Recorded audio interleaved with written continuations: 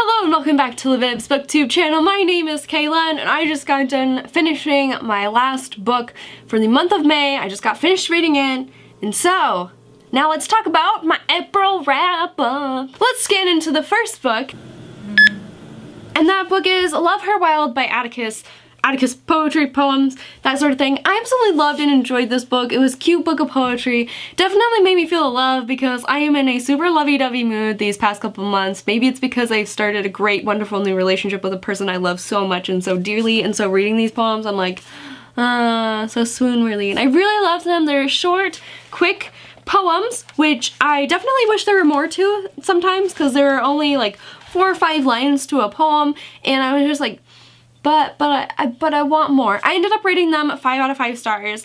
I really loved and enjoyed this book, but I definitely wish there were more lengths of poetry, more lines of poetry in this book than what I got. I definitely liked that we had some photography going on and just some blank pages with some poetry, and it was just really nice and pleasing to the eye as one who loves to take pictures. It was nice to look at this book and read it. Next book that I'm going to talk about is The Son of Neptune, which is the Heroes of Olympus Book 2 in graphic novel format. I ended up rating this 3 out of 5 stars. I just was like, I am so glad I decided to skip reading the second book and just pick it up in graphic format because I'm like, oh my god, this went by so much faster. But there were a lot of still problems that I had with this book. I couldn't get past the pages, like the first 100 pages in the actual novel, but I actually read this in a breeze. It was really quick, really easy to read. But like a few things that did stand out to me were, I'm just so sick of the same setup in every single Rick Riordan book, Percy Jackson series, and the Heroes of Olympus series.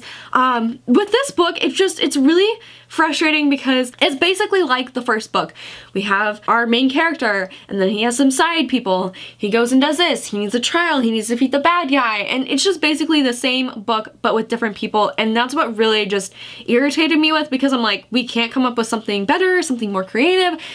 Like, give me something, Rick. Like, I know your writing is good. Like, why can't you give me better than what I am reading right now? I'm hoping that the third book will be better, but if the third book isn't any better than this one is, I'm definitely gonna have to DNF this series because it's not for me then, and then I'll have to move on to another series of his, and hopefully I'll like that a lot better.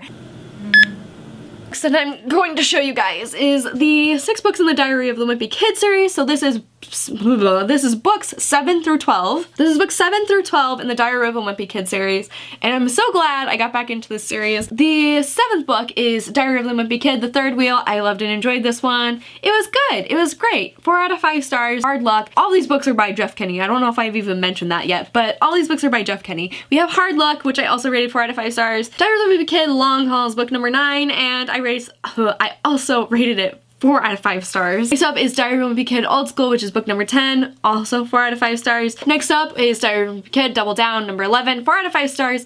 But I definitely felt this one was lacking the magic because I'm just like, I want to see something like funnier, like the puns weren't as funnier, like the humor wasn't as funny as like the other ones, and I just like read it and I was like, alright, it's alright. But I ended up rating it 4 out of 5 stars because like it's Diary of a Wimpy Kid.